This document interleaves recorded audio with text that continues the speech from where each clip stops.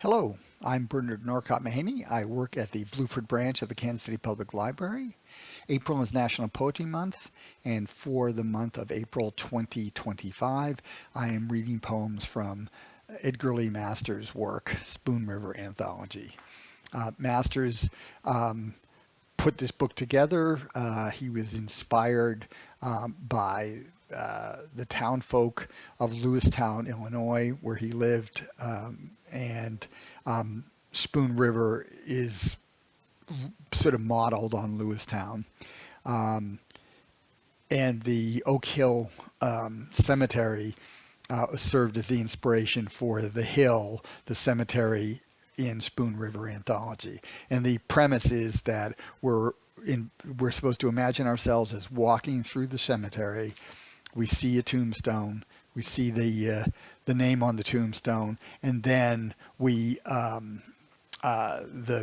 dead speak to us. So today we'll be looking at three more poems. Wendell P. Bloyd, Francis Turner, and Franklin Jones. Wendell P. Bloyd. They first charged me with disorderly conduct, there being no statute on blasphemy. Later they locked me up as insane, where I was beaten to death by a Catholic guard. My offense was this. I said God lied to Adam and destined him to lead the life of a fool, ignorant that there is evil in the world as well as good. And when Adam outwitted God by eating the apple and saw through the lie, God drove him out of Eden to keep him from taking the fruit of immortal life.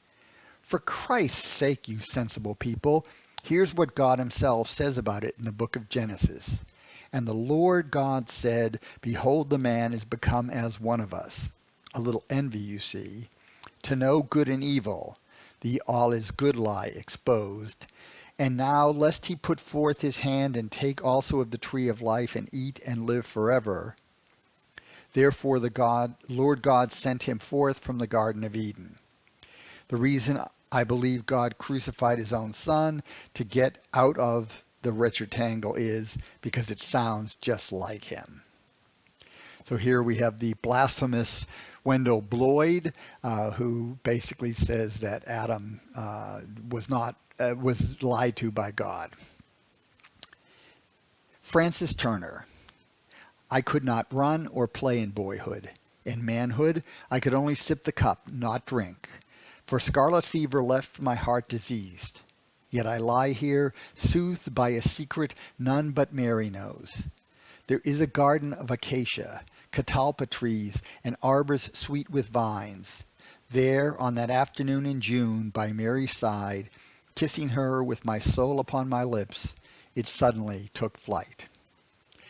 So here, this rather strange Francis Turner, someone who had scarlet fever, I guess as a youngster, seems to have had a heart attack while necking with Mary in this garden. Franklin Jones. If I could have lived another year, I could have finished my flying machine and become rich and famous. Hence it is fitting the workman who tried to chisel a dove for me made it look more like a chicken. For what is it all but being hatched and running about the yard to the day of the block, save that a man has an angel's brain and seized the axe from the first. So Mr. Jones here, an inventor who is commenting on the fact that the dove on his tombstone looks more like a chicken. And of course, that's the truth of life, that we're all sort of destined to die. The difference is that humans realize that, whereas animals, of course, don't until they actually do die. So that was Wendell P. Bloyd, Francis Turner, and Franklin Jones.